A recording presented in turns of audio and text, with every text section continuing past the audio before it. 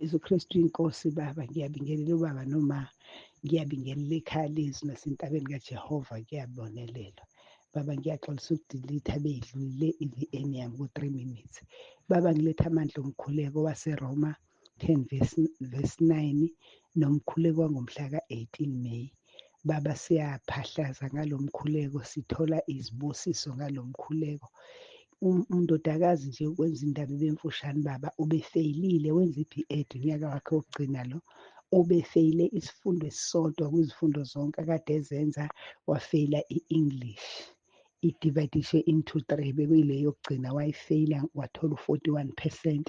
Ngo-41%-ke baba ngokokusho kwabase-UNISA iriphothi abamnike yona awusaplimenti, usaplimenta nangaba uthole 45 kuya ku-49. Kodwa ngalo mkhuleko esekhala babe give up, ekhala give up ethi nje ngonyaka wami wokugcina ngingaze ngifeyile i-English engizoyenza unyaka wonke. Ngathi mntanami asikhuleke kuNkulunkulu uzowenza umehluko. Nami angazi baba bengisho ukuthini ngoba ngiyazi ukuthi u-40 to 44 akasaplimenta, kusaplimenta 45 up to 49. Ngathi asikhuleke wakhala ngiyagive up, ngathi asithandaze mntanami, ngamnika abaseRoma 10 verse 9, ngamnika umkhuleko wamhla ka-18. Ngathi lo mkhuleko asiwukhuleke, wavusa ingane i-ICU seyifake i-oxygen for 14 days. Uyazi ingane yakho iyayikade sekufanele ubuzokhipha i-oxygen if ever kuyaqeda 21 days. Kodwa ngomusa ngamandla alo mkhuleko mntanami ingane yavuka, sikhuleke. Wathi lento ayidinga imkhuleko ngiyayazi injena nje into yaseyunisa, ngavele ngaguqa ngakhuleka. It was 12 o'clock ekhala. Kuthe nakusa entathakusa wabe ngifonele sejabule sethi I'm over the moon, sebeyishintshile sebethi ngiyasaplimenta ngoFebruwari. So ngiletha amandla baba alo mkhuleko. Siyambonga uNkulunkulu ngobaba, siyambonga uNkulunkulu ngokusembulela lo mkhuleko ngobaba. uJesu Kristu uyinkosi baba. Amen, amen baba nomama, uJesu Kristu inkosi. Baba lana emva ukuthi ngifakwe umama lo owangifaka,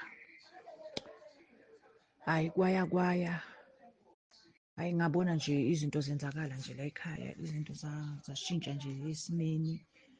Hayi ngibona nezinto ziyaphuma ejardini kade ngingazazi. Okay, kwandlula lapho. Bengumuntu okhonze igame ngendlela eyisimanga. Sengithi nje ake ngiyikhulume nawe lento, ngibonge umusa ungenzele wona phakathi kwami. Bengumuntu okhonze igame, mangiqeda nje ukuklina nje ngihlalela igame.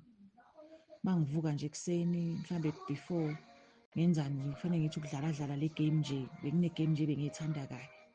Ngidlalela igame lena-ke, hhayi mhlambe ingishaye kanjalo, ngilwela ukuthi nami kufanele ngiyihlule, but nje bengithanda amagame. Hayi bese kuthi kulawa amaviki andlule, ngathi nje kuleliya viki ngayiziba lento. Kunento ethi nje ayi manje akusafunakala udlala igame. Mina hawu ngeke dade, ngiyeke igame. Nenhliziyo ezimbili, enye ithi ingabe ngisayidlala, inhliziyo ithi awu ngeke phela uze uyiyeke igame ngoba ngiyayithanda. Ngiqhubekile-ke nayo-ke le game, kodwa nje kuthange la ngafikelwa nje into ku-late. Kwangavuma ukuthi ngiyidlale igame, ngaqhubeka ngalalela intshumayelo yakho. Intshumayelo yakho bengiyilalela, ngiyilalela nje ngankathi, ngiyalalela ngankathi noma mase ngizolala. Kodwa nje isikhathi esiningi ngisegamini. Kuthe nje kuthange la kwavele nje kwathi delete igame. Ngangavuma ntambama, imoya yami iyaphikisana. Ngathi kwenzakalani ngami? Ekuseni baba angizange ngikhulume niksi, ngavele ngavuka cishe kwase ku-5 ngidonsa ifoni, ngizange ngidlale igame, ngathatha amagame wonke baba, ngiwadilithe wonke amagame asefonini yami. Iy'ngane mazithi seyibuya esikoleni zathi wathi umama seziyatshelana umama akusenamagame efonini yakhe, udilithe wonke amalokhuza amagame efonini yakhe. Isimanga nje esingenzakalele baba. Ayi ngithi angibonge kakhulu baba, uJesu Kristu uyinkosi empilweni yami. Ngiyambonga ngoba ngiphumile phakathi kwama-game. Sengikhona nanoku-concentrate-a, ngilalele inkonzo, ngikhona ukulalela yonke.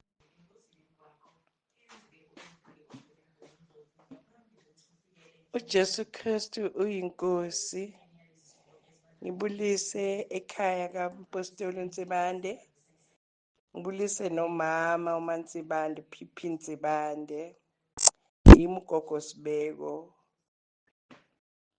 uJesu Kristu inkosi. Izinto zenzeka la.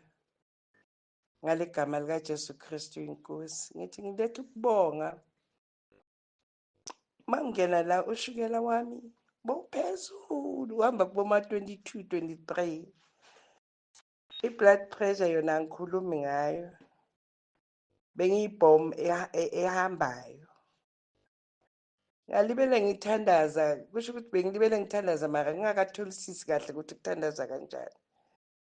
Ngaze ngathola ngelilanga umfundisi eShumayela ukuthi uboyibiza le gama likaJesu Kristu inkosi. Qale yena athandaze enze zonke izinto bese uyalandela nawe ngalomthandazo.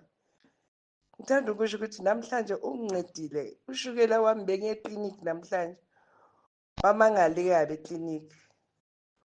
Uthi 5.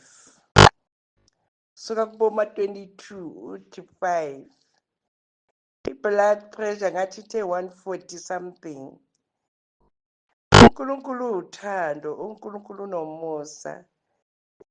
Mana njalo baba. uNkulunkulu aqine, asigcinele wena. Inhliziyo yami beyibuhlungu last.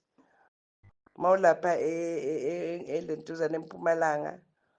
Ugula. Nomama makagula ngathi hayibo. Singahanjelwa uwe singenza njani ngoba sithola imfundiso la kuwe. Sithola into eziningi. Sesekuningi ngisezabuya ngako. Kodwa ngithi ngibuyise nje ukuthi ushukela wami wehle ngendlela eyisimanga. Sengizokwazi nokuya emkhosini ngoba bengithanda ukuya emkhosini kodwa ngisaba lo shukela ngoba bovela kwesisikhathi wehle kakhulu uthi 2. Mawunyuka uthi 29. Last bangiye eklinikhi uthe 9. Namhlanje bamangala bathi 5. uJesu Kristu inkosi. Siphilele baba, siphilele. Siyabonga, ngiyabonga uJesu Kristu inkosi. Jesu Kristu inkosi babe namake. Ekhalezi nasentabeni endlu kaJehova kuyabonelela. Senza kumbonga uNkulunkulu ngale group. Ngisitile kakhulu. Since ngangena ekhalezi uNkulunkulu uyangilekelela sonke isikhathi uyangifundzisa. Kuningi lokujintshile empilweni yami. Nami ngiyadibona ukuthi yabona nyalo. Inzando yaNkulunkulu ngiyayilwela kuyenda. Ngiyabulwela ubungcwele. Ngiyalwela ukuthi ngibe nekuthula nabo bonke abantu. Konke nje lengikwendako ngiyachaphela. Since ngisekhalezi kuningi lokwendeka-ke empilweni yami. Senza kumbonga uNkulunkulu nangenkonzo yasePhiva eNkomazi. uNkulunkulu bemuhle shemu. Jabule kakhulu ukunibona babe namake live. Uyakubona nje ukuthi ngize ngichawule. Awu, ngativa nje ngijabule kakhulu. Uyambonga uNkulunkulu kakhulu. Sibonge nekuthi nihambe kahle naphepha. Siyambonga uNkulunkulu kakhulu lokugucula timpilo tethu ngelivangeli leliciniso lelisifundisako. Liyasishiyisa tinto. Uyakubona awuyekeliswa ngumuntu nje na uva leli vangeli. Sekuba naloko nje na uthi ubamba la. Kuyakhuluma kuwe ukuthi lokhu wena awukwenti. Ngiyadivela nje mnanzi baNkulunkulu futhi angiva ngihlukumekile ukuthi lokhu longikwendako sengihlukile. Ngidivela mnanzi. Ngiyambonga uNkulunkulu ukuthi uyangilekelela futhi uyangenda lesinesikhathi ngiconfesse nangende lokubi. Ngiyakhona ukuthi lo moya waNkulunkulu uyakhuluma kimi ukuthi lokhu akusikahle, hamba uconfess uphenduke. Ngiconfesse ngiphenduke. Ngiyambonga uNkulunkulu kakhulu. Jesu Kristu inkosi, Jesu Kristu inkosi. Nala ekhaya lami uyabusa. Amen. Jesu Kristu inkosi. uJesu Kristu inkosi. Ngiyabingelela ubaba Mzimande noma Mzimande igama lami. uMam Christina waseVenda. Baba ngiyaxolisa angikwazi ukukhuluma isiZulu kahle. Mina ngumVenda. NgoFriday ngibe ngilele esitupini emini, ngibheke phezulu, ngibona isithombe esikhaleni, isithombe senhloko yengwenyama, simhlophe nje nge-snow, sibe sivule umlomo. Manje ngikhuluma nabantu laba ngibe ngime nabo ngithi niyasibona lesiya sithombe, isithombe sengwenyama, sizosigwinya sonke, isithombe sengwenyama yaseJuda. Ngiyabona siyathwala siyangeniswa ngophakathi kulo mlomo wengwenyama yaseJuda. Siyavala, angazi ukuthi siphelele kuphi. Then ngoSunday, ngiphinda ngibone ngime laphaya ngibheke ngime kuleya position, ngibheke phezulu. Ngizwa ilizwi liphuma phezulu lithi kimi, lesi esithombe usibone ngoFriday, isithombe se-rapture. uJesu usemaduzane.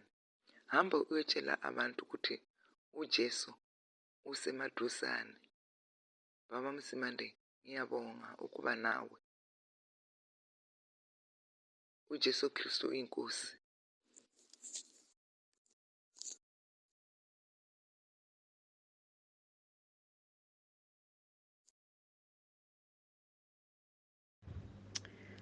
uJesu Kristu uyinkosi baba, ngiyabingelela entabeni endlu kaJehova, ngiyabonelelwa, ngiyabingelela ekhaya lezwi, ngithi uJesu Kristu uyinkosi. Siyabonga-ke kakhulu baba. Yazi khona inkonzo baba engangayilalela ngicathi inyanga iphelile baba, wawukhuluma ngokuthi uma umuntu esekhaya lezwi kune-protection ayitholayo. Futhi umuntu mesentabeni esentabeni endlu kaJehova kuyabonelelwa, kune-protection yakhona futhi. Hey baba, ngiyambheka nje uNkulunkulu baba, ukuthi wathi umkhwena mesempumalanga uyafona, uthi usengenelwe izigebengu, zahlahlela umnyango njengaphakathi, uyeza nje zawuhlahlela umnyango, zangena ngaphakathi, bangena bebathathu. Oyedwa emkhombe ngesibhamu, bamkhomba, bakhuthuza, bathatha amafoni, bathatha imali yayikhona, baphuma bahamba. Ngiyabheka ukuthi bebengamdubula nje afi. Sekuthi emasontweni njengasamanda kulalela le nkonzo nje wawukhuluma ngayo i-protection, useyafona ekuseni ngoba uyavuka uma emsebenzini. Endlini uphuma ngabo 4 ebusuku nje impela ekuseni kuba ungena early. Useyafona, usethi hayi bo, sekuvele kwaqhamuka izigebengu zabamba abantu. Uthi yazi abantu babe-4 bemile esitobhini beyi-group ngoba kusuke kusayike ekuseni bogibela. Uthi yena kwakhona into ethi akasuke kubona, kanti izoqhamuka labafana phambane nabo phambi kwakhe, bakhomba abantu ngesibhamu, bathatha amafoni, bathatha imali wasinda kanjalo yena. Ngiyabheka baba ukuthi i-protection, uNkulunkulu izwi lakhe uyalilonda, uNkulunkulu uyagcina. Wathi umesho ngathi Nkosi yami, ngathi uNkulunkulu angambulela imindeni yethu ikholwe, ngoba uNkulunkulu ilizwi lakhe linamandla, liyaphila, uyalifeza uNkulunkulu ilizwi lakhe ngempela. Angathi uNkulunkulu angayisiza imindeni yethu ikholwe, ilazi leli gama ukuthi linamandla, ngoba ngalo impela i-protection, i-umbrella, umzalwane lo wesho uthi wabona ikhowa liqhibilile umuzi, lifihlile umuzi, liyi-shelter. Impela emesekhaya lezi sivikelekile kakhulu. Ngithi uJesu Kristu uyinkosi. Asihlaleni bazalwane ezweni kaNkulunkulu ngoba linamandla, sihlale ekhaya lezwi. Amen. uJesu Kristu uyinkosi. uJesu Kristu uyinkosi. BaMtsibande, ngiyabingelela ubaba noMamtsibande, abazalwane bonke egameni likaJesu Kristu waseNazaretha. Baba, ngithi angidlulisa ukubonga baba, ungikhulekele ngisesibhedlela baba. Kwangimangaza baba ukuthola umkhuleko unginika baba namavesi ayiwona angiqinisa baba. Ngalesi sikhathi ngilapha ngiqala nanokuthi nje ngingene esibhedlela, nginxa nje esidi. Ngiyambonga kakhulu baba uNkulunkulu, ngisekhaya. Ubaba uthe mengikhulekela wakhuluma amazwi engithe ngifika lapha ngababingelela ozakwethu, ngabatshela ukuthi njengoba sila uNkulunkulu usenzele i-appointment. Yes, akukuhle ukuhlala esibhedlela kodwa i-appointment yethu noNkulunkulu. Ngathi nje ngizonitshela ukuthi siyaphuma la, noma ngifika mina namhlanje kodwa nginitshela ukuthi siyaphuma. Hhayi, sakhuleka Romans 10:9 nabo uNkulunkulu enza isimanga-ke baba. Omunye wathi nje mina angikaze ngihlale nje iphilisi ngaliphuzi, shuthi amaphilisi lawo enhlungu, kodwa ngalelo langa walala engazange awaphuze. Mhla sengifikile sesikhuleka uRomans 10:9. Ngiyambonga uNkulunkulu baba kakhulu. Nangempela ngithe nje ngisandofika insukwana wavele wadischarge lo munye, nalo munye ngiyakholwa ukuthi owayevele ngimshiye naye sekuseduze nalabo abanye-ke abathathu. Ngiyambonga kakhulu uNkulunkulu baba. Ungikhuthazile baba ngalamavesi u-Isaiah 41 uJeremiah 17. Ngiyabonga kakhulu baba. Ngibonga kakhulu baba. uNkulunkulu akubusise. Kwangimangaza baba, ngangalindele ukuthi ubaba angangisendela umkhuleko nje. Baba siyazi ukuthi uhlala uxakekile, kodwa nje ingamangala baba. Ngiyambonga kakhulu uNkulunkulu. Ngiyamethemba futhi njengoba nezwi lisho ukuthi ngimethembe.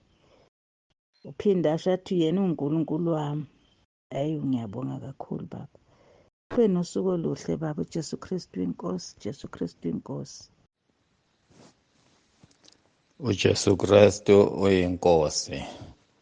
Ngiyabingelela ekhaya lezwi, ngiyabingelela kubaMsibande egameni lenkosi yethu uJesu Kristu. Ngiphakamisa ukubonga nje uNkulunkulu. uNkulunkulu enza umusa, sisaqala sikhuleka siwumndeni, sikhulekela umcimbi ade fanele ube khona, ukuthi umusa kaNkulunkulu uye waba khona. Ngoba emcimbini nje umcimbi uye wahamba kahle kakhulu ngaleli ndlela lekwanokuthula lokhu sasikukhulekela. Uye wasilalela uNkulunkulu wase-enza. Siyabonga nje uNkulunkulu ukuthi uye wawenza umusa wakhe kithi. Simbonga kakhulu uNkulunkulu. Unezwi elapha kwiNkroniko zokuqala chapter 16 verse 34 wakhona uthi bongani uJehova ngokuba muhle, umusa wakhe omiphakade. Simbonga uNkulunkulu kungakafiki kuseza. Simbonga uNkulunkulu ngoba unguNkulunkulu womusa. Siyambonga nje uNkulunkulu usenzelile umusa ebesingawulindelanga ukuthi ungehlela kuthina. Kube kwanokuthula emcimbini, umcimbi womntanami ohamba kahle, umcimbi omembeso. Kwenzeka konke kahle kwaze kwaba kufinyelela ekuthenini kuba nesiphetho sakhona nomndeni. Kwangaba khona ukuxokozela, kwathula konke besikukhulekela. uNkulunkulu uye wenza umusa. Sibonga umusa. uJesu Kristu uyinkosi. uJesu Kristu uyinkosi. Silosikhuleka phezu kwalelizwi lokuthi uJesu Kristu uyinkosi. Besilosisho leli gama nje sithi uJesu Kristu uyinkosi kusukela umcimbi usahleleka. Ngoba nento izinsiza kusebenza zakhona zitholakale kalula nje ngoba uJesu Kristu beyinkosi nje. Silosisho njalo sithi uJesu Kristu uyinkosi emcimbini wonke kwanokuthula. Siyambonga uNkulunkulu ukuthi umusa wakhe uye wanathi somndeni. Ngibonga nje nomthandazo okhona ekhaya lezwi ukuthi yasipha amandla. uJesu Kristu uyinkosi. uJesu Kristu uyinkosi. Amen.